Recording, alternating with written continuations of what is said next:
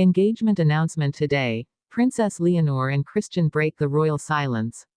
Madrid waits. The palace doors stay shut. Rumors swirl like a storm. And then, the truth drops. Not denial. Not delay. An announcement that will rewrite royal history. Starts fast, immediate reveal of the emotional headline, then slows into rich, layered detail.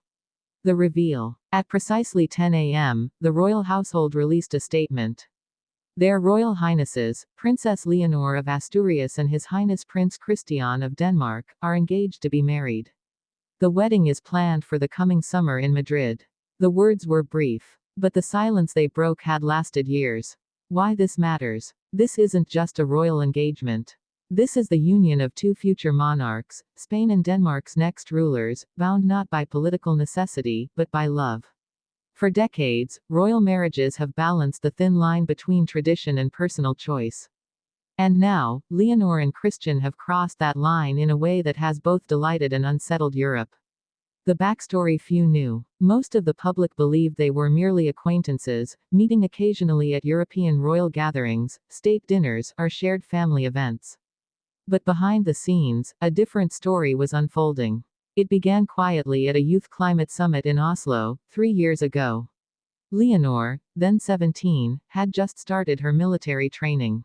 Christian, already representing Denmark in diplomatic youth programs, was also in attendance. They were seated next to each other during a roundtable discussion on ocean conservation. Those who were there recall an instant connection, shared laughter, deep conversation, and a sense that they understood each other beyond the public roles they carried. But how did a meeting at a conference turn into a royal romance that could unite two thrones? The early days. After Oslo, they exchanged messages, guarded at first, aware that any misstep could leak into the tabloids. Over time, those messages became calls, then video chats, then discreet visits arranged through trusted aides. A friend of Christian's later said, "They didn't have the luxury of a normal courtship. Every meeting was strategic. Every moment together was stolen from the schedules of two future monarchs." The public's first clues. It wasn't until a state visit to Copenhagen last year that whispers began to spread.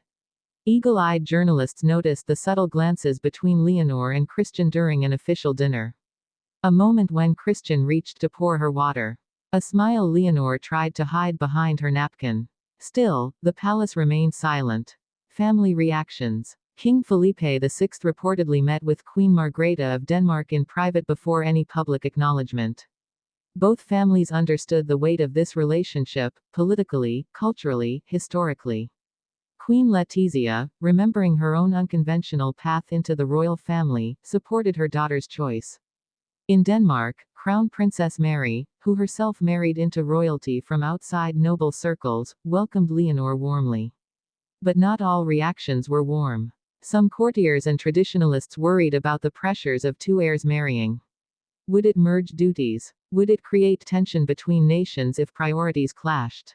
So what convinced them to finally make the announcement now? Earlier this year, Leonor and Christian attended a private gathering in Geneva hosted by mutual friends. It was there, sources say, that they decided to stop hiding.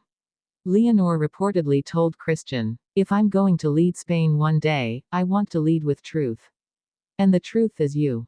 2 months later, Christian proposed during a walk through the royal gardens in Amalienborg Palace. The ring, simple, elegant, features a diamond set in Danish gold, with a delicate engraving inside, "Siempre, always." The engagement announcement day. This morning, the palace gates in Madrid were flanked by crowds waving Spanish and Danish flags. Some had camped overnight, hoping to glimpse the couple. When Leonor and Christian finally appeared, hand in hand, the cheers were deafening. Leonor wore a pale blue dress, a subtle nod to the colors of Denmark's flag alongside Spain's red and yellow. Christian, in a tailored navy suit, looked equally composed, but his smile betrayed the excitement beneath the formality. They spoke briefly to the press, thanking their families and expressing their gratitude for the public's support. Leonor's voice trembled slightly as she said, "We know our journey will not always be easy. But it will always be together." International reactions. In Denmark, church bells rang in Copenhagen's historic center. In Spain, headlines screamed about a royal love story for the ages. Social media lit up with images of the couple standing side by side, captioned with variations of two thrones, one love. But how will this engagement shape the future of both monarchies? Political implications. Though their marriage will not unite the crowns into a single monarchy, it will create one of the closest alliances in modern European royal history. Joint appearances, shared humanitarian projects, and coordinated cultural programs are already being discussed. Diplomats in both nations see it as a chance to strengthen ties, particularly on environmental and youth issues, both causes close to the couple's hearts. The human side. For all the political weight, those close to them insist that what binds Leonor and Christian is deeply personal. They share a love of sailing, classical music, and long walks away from the cameras. Both grew up in the public eye, and both understand the sacrifices that come with wearing a crown. The road to the wedding. Preparations are already underway. The ceremony will take place in Madrid's Almudena Cathedral, followed by a reception at the Royal Palace. Guests will include not only European royalty, but also young leaders, climate activists, and representatives from charities the couple have supported. The menu will blend Spanish and Danish cuisines. The music will feature orchestras from both nations. And the vows, in a rare modern gesture, will be exchanged in both Spanish and Danish. Today's announcement was more than an engagement. It was a statement that even in the most tradition-bound institutions, love can lead the way. Leonor and Christian have chosen to step into history hand in hand. The world will watch. And perhaps, in their story, find a reminder that the future of royalty is not just about duty. It's about the courage to love, in the full light of day.